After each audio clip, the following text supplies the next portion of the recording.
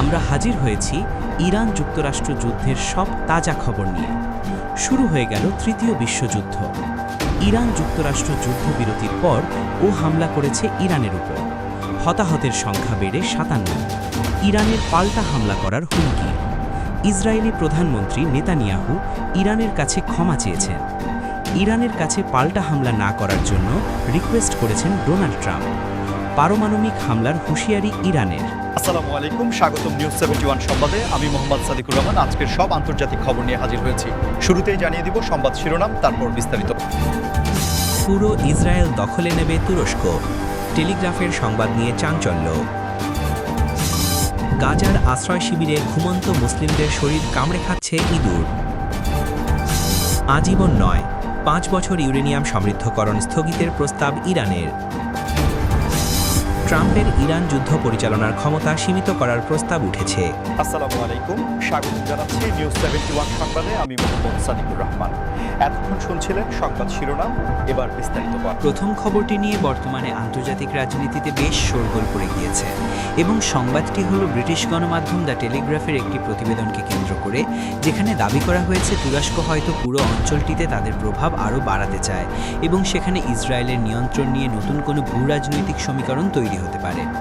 আসলে তুরস্কের president Recep Tayyip Erdogan গত কয়েক বছর ধরে যেভাবে ফিলিস্তিন ইস্যুতে সোচ্চার হয়েছেন এবং আন্তর্জাতিক অঙ্গনে ইসরায়েলের নানা পদক্ষেপের কড়া সমালোচনা করছেন, তাতে এই খবরটি নতুন করে আগুনের মতো ছড়িয়ে পড়েছে এবং সাধারণ মানুষের মনে কৌতূহল সৃষ্টি হয়েছে যে আদেও কি তুরস্ক এমন কোনো পরিকল্পনা করছে কিনা যা পুরো মধ্যপ্রাচ্যের মানচিত্র বদলে দিতে পারে। টেলিগ্রাফের ওই প্রতিবেদনে মূলত তুরস্কের সামরিক শক্তি এবং তাদের আঞ্চলিক উচ্চাকাঙ্ক্ষাকে বিশ্লেষণ করা হয়েছে এবং সেখানে বলা হয়েছে যে এরদোয়ান নিজেকে মুসলিম বিশ্বের একজন অবিসংবাদিত নেতা হিসাবে প্রতিষ্ঠিত করতে চান এবং সেজন্য তিনি আঞ্চলিক নানা সংঘাতে সরাসরি বা পরোক্ষভাবে যুক্ত হচ্ছেন। তবে মজার ব্যাপার হলো এই খবরটির সত্যতা বা প্রয়োগ নিয়ে অনেক বিশেষজ্ঞই ভিন্ন মত পোষণ করছেন, কারণ তুরস্ক ন্যাটোর একটি প্রভাবশালী সদস্য দেশ এবং ইসরায়েলের সাথে তাদের কূটনৈতিক ও বাণিজ্যিক সম্পর্ক অত্যন্ত জটিল হলেও একেবারে ছিন্ন হয়ে যায়নি। দর্শক, আপনারা কি মনে করেন, তুরস্কের এই শক্তিশালী অবস্থান কি মধ্যপ্রাচ্যের শান্তির কোনো নতুন পথ দেখাবে নাকি উত্তেজনা আরও বাড়িয়ে তুলবে? তা অবশ্যই আমাদের কমেন্ট বক্সে লিখে জানাবেন, কারণ আপনাদের মতামত আমাদের জন্য খুবই গুরুত্বপূর্ণ এবং ভিডিওটি ভালো লাগলে একটি লাইক দিয়ে আমাদের উৎসাহিত করতে ভুলবেন না। মূলত তুরস্কের এই বিশাল পরিকল্পনা বা খবরের পেছনে কাজ করছে তাদের ক্রমবর্ধমান ড্রোন প্রযুক্তি এবং নৌবাহিনীর শক্তি বৃদ্ধি, যা তাদের ভূমধ্যসাগরীয় অঞ্চলে একটি অপরাজেয় শক্তিতে পরিণত করেছে। এবং বিভিন্ন বিশ্লেষক মনে করছেন তুরস্ক আসলে সরাসরি দখল নয়, বরং এই অঞ্চলে তাদের রাজনৈতিক ও আদর্শিক নিয়ন্ত্রণ প্রতিষ্ঠা করতে চায়, যা পরোক্ষভাবে ইসরায়েলের একচ্ছত্র আধিপত্যকে চ্যালেঞ্জ করবে। টেলিগ্রাফের এই চাঞ্চল্যকর খবরের ভেতরে অনেক গভীর কূটনৈতিক তথ্যও রয়েছে, যা সাধারণ সংবাদে সচরাচর উঠে আসে না। তবে আমরা আপনাদের জন্য সেই সূক্ষ্ম বিষয়গুলো তুলে ধরছি, যাতে আপনারা বর্তমান বৈশ্বিক রাজনীতির প্রবাহ বুঝতে পারেন। এবং এটি সত্যিই অবাক করার মতো বিষয় যে তুরস্ক বর্তমানে রাশিয়ার সাথেও সুসম্পর্ক বজায় রাখছে, আবার পশ্চিমা বিশ্বের সাথেও দর কষাকষি করছে, যা তাদের একটি অনন্য সুবিধাজনক অবস্থানে নিয়ে গেছে। গাজার মানবিক পরিস্থিতি নিয়ে পরবর্তী খবরটি শুনলে যে কারো হৃদয়ে রক্তক্ষরণ হতে বাধ্য, কারণ সেখানে বর্তমানে এমন এক অমানবিক ও ভয়াবহ পরিস্থিতি তৈরি হয়েছে যা ভাষায় বর্ণনা করা কঠিন। এবং বিভিন্ন আন্তর্জাতিক সংবাদ মাধ্যমের বরাতে জানা গেছে যে আশ্রয় শিবিরগুলোতে চরম স্বাস্থ্য ঝুঁকির মধ্যে থাকা মানুষের, বিশেষ করে ঘুমন্ত শিশুদের উপর ইঁদুর আক্রমণ করছে এবং তাদের শরীরের বিভিন্ন অংশ কামজে ক্ষতবিক্ষত করছে। আসলে গাজায় দীর্ঘদিনের সংঘাতের ফলে সেখানকার ড্রেনেজ ব্যবস্থা এবং বর্জ্য ব্যবস্থাপনা পুরোপুরি ভেঙে পড়েছে, যার ফলে নোংরা পরিবেশে ইঁদুর ও অন্যান্য কীটপতঙ্গের বংশবৃদ্ধি অস্বাভাবিক হারে বেড়ে গেছে। এবং মানুষ যেখানে মাথা গোঁজার ঠাঁই খুঁজছে, সেখানেই এই প্রাণঘাতী প্রাণীরা এখন মানুষের জীবনের জন্য বড় হুমকি হয়ে দাঁড়িয়েছে। আপনারা চিন্তা করে দেখুন, একজন মানুষ যখন দীর্ঘদিনের ক্লান্তি আর ক্ষুধার পর একটু ঘুমের চেষ্টা করছেন, তখনই তাকে এই ধরনের বিভীষিকার সম্মুখীন হতে হচ্ছে।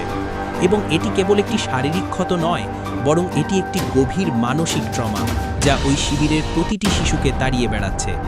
রেড ক্রস এবং অন্যান্য ত্রাণ সংস্থাগুলো বারবার সতর্ক করছে যে গাজায় যদি দ্রুত ওষুধ এবং স্বাস্থ্য সুরক্ষা সামগ্রী না পৌঁছানো যায়, তবে সেখানে প্লেগ বা এই জাতীয় মহামারী ছড়িয়ে পড়তে পারে, যা যুদ্ধের চেয়েও ভয়াবহ প্রাণহানি ঘটাতে সক্ষম। এবং এই খবরটি বিশ্ববিবেককে আরও একবার প্রশ্নের মুখে দাঁড় করিয়েছে যে মানবিকতা আজ কোথায় গিয়ে ঠেকেছে। দর্শক, এই হৃদয় বিদারক ঘটনাটি সম্পর্কে আপনাদের অনুভূতি শেয়ার করুন এবং গাজার সাধারণ মানুষের জন্য একটি সমবেদনামূলক কমেন্ট লিখে আমাদের জানান, কারণ আপনাদের এই সমর্থন হয়তো সরাসরি কোনো পরিবর্তন আনবে না, কিন্তু এটি মানবিকতাকে বাঁচিয়ে রাখতে সাহায্য করবে। এবং আপনারা যদি এই ধরনের মানবিক সংবাদ আরও বিস্তারিত জানতে চান, তবে আমাদের চ্যানেলটি সাবস্ক্রাইব করে বেল আইকনটি বাজিয়ে দিন। গাজার ওই আশ্রয় শিবিরগুলোতে নেই পর্যাপ্ত বিদ্যুৎ বা আলো, যার ফলে রাতের অন্ধকারে ইঁদুরগুলো আরও বেপরোয়া হয়ে ওঠে, এবং যেহেতু মানুষের থাকার জায়গাগুলো খুবই সংকীর্ণ ও অস্বাস্থ্যকর, তাই সেখানে কোনো প্রতিরোধ ব্যবস্থা গড়ে তোলাও সম্ভব হচ্ছে না বলে জানা গেছে। এরপর আমরা নজর দিচ্ছি ইরানের পরমাণু কর্মসূচির দিকে, জানিয়ে বিশ্ব রাজনীতিতে নতুন একটি প্রস্তাব আলোচনার টেবিলে এসেছে, এবং এটি হলো ইরান তাদের ইউরেনিয়াম সমৃদ্ধকরণ কার্যক্রম আজীবনের জন্য নয়, বরং আগামী 5 বছরের জন্য স্থগিত করার একটি প্রস্তাব দিয়েছে, যা আন্তর্জাতিক সম্প্রদায়ের কাছে বেশ তাৎপর্যপূর্ণ মনে হচ্ছে। ইরানের এই প্রস্তাবটি এমন এক সময়ে এসেছে যখন মধ্যপ্রাচ্যে ব্যাপক অস্থিরতা বিরাজ করছে এবং পশ্চিমা দেশগুলো, বিশেষ করে আমেরিকা, ইরানের ওপর নতুন করে চাপ সৃষ্টি করতে চাইছে। তাই এই 5 বছরের প্রস্তাবটিকে অনেকেই একটি কৌশলগত চাল হিসেবে দেখছেন, যা তাদের ওপর থেকে অর্থনৈতিক নিষেধাজ্ঞা শিথিল করতে সাহায্য করতে পারে।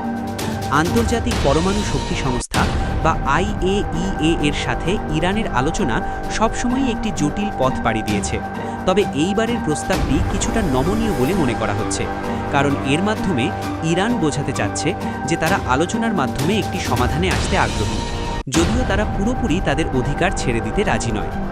ইরানের পরমাণু কর্মসূচি নিয়ে বিশ্বজুড়ে যে উদ্বেগ রয়েছে তা নিরসনে এই 5 বছরের স্থগিতাদেশ কি যথেষ্ট হবে, নাকি এটি কেবল সময় ক্ষেপণ করার একটি উপায়, তা নিয়ে কূটনৈতিক মহলে ব্যাপক বিতর্ক চলছে। এবং আপনারা যদি মনে করেন যে ইরান সত্যিই শান্তির পথে হাঁটছে, তবে অবশ্যই কমেন্ট করে আপনাদের যুক্তি আমাদের জানান। আপনাদের প্রতিটি সাবস্ক্রিপশন আমাদের উৎসাহ দেয়, যাতে আমরা এই ধরনের জটিল আন্তর্জাতিক বিষয়গুলো খুব সহজে এবং নিরপেক্ষভাবে আপনাদের সামনে উপস্থাপন করতে পারি। তাই এখনও সাবস্ক্রাইব না করে থাকলে এখনই করে ফেলুন। সবশেষে আমরা কথা বলবো মার্কিন যুক্তরাষ্ট্রের অভ্যন্তরীণ রাজনীতি এবং ডোনাল্ড ট্রাম্পের ক্ষমতা নিয়ে, যেখানে একটি নতুন বিল বা প্রস্তাব উত্থাপন করা হয়েছে, যার মূল উদ্দেশ্য হল ইরানের সাথে কোনো সম্ভাব্য যুদ্ধ পরিচালনার ক্ষেত্রে ট্রাম্পের বা যে কোনো প্রেসিডেন্টের ক্ষমতাকে সীমিত করা। মার্কিন কংগ্রেসে এই প্রস্তাবটি আসার প্রধান কারণ হল ট্রাম্পের আগের মেয়াদের কিছু সিদ্ধান্ত, যা অনেককে আতঙ্কিত করেছিল যে আমেরিকা হয়তো মধ্যপ্রাচ্যে একটি বড় যুদ্ধে জড়িয়ে পড়তে পারে। এবং বর্তমান প্রেক্ষাপটে যখন ট্রাম্পের দ্বিতীয়বার ক্ষমতায় আসার সম্ভাবনা নিয়ে আলোচনা চলছে, তখন এই ধরনের আইনি সীমাবদ্ধতা তৈরির চেষ্টা চলছে। এই বিলটির মাধ্যমে মূলত প্রেসিডেন্টকে বাধ্য করা হবে যাতে তিনি কোনো দেশে সামরিক হামলা চালানোর আগে বা যুদ্ধ ঘোষণা করার আগে কংগ্রেসের যথাযথ অনুমতি গ্রহণ করেন, যা মার্কিন সংবিধানের ওয়ার পাওয়ার্স অ্যাক্টের সাথে সম্পর্কিত। এবং এটি একটি ভারসাম্য তৈরি করার চেষ্টা করছে যাতে কোনো একক ব্যক্তি আবেগের বশবর্তী হয়ে বড় কোনো বিপর্যয় ডেকে না আনে। আপনারা কি মনে করেন, কোনো দেশের প্রেসিডেন্টের যুদ্ধ ঘোষণা করার একক ক্ষমতা থাকা কি ঠিক, নাকি এটি সব সময় জনগণের প্রতিনিধিদের মতামতের ভিত্তিতে হওয়া উচিত, তা আমাদের কমেন্ট বক্সে লিখে জানাবেন, কারণ গণতন্ত্রে জনগণের মতামতের চেয়ে বড় কিছু নেই। ডোনাল্ড ট্রাম্পের সমর্থকরা অবশ্য বলছেন যে এটি তাকে রাজনৈতিকভাবে কোণঠাসা করার একটি অপচেষ্টা, কারণ একজন কমান্ডিং অফিসার হিসেবে তার তাৎক্ষণিক সিদ্ধান্ত নেয়ার ক্ষমতা থাকা প্রয়োজন, যাতে শত্রু দেশগুলো তাকে ভয় পায় এবং কোনো উস্কানি দেওয়ার সাহস না দেখায়। অন্যদিকে সমালোচকরা মনে করেন যে ইরানের সাথে যুদ্ধ মানেই হবে তৃতীয় বিশ্বযুদ্ধের দিকে এক ধাপ এগিয়ে যাওয়া, এবং ট্রাম্পের আক্রমণাত্মক পররাষ্ট্রনীতি যাতে কোনো বড় বিপদ ডেকে না আনে, সেজন্য এই সুরক্ষা দেয়ালটি প্রয়োজন।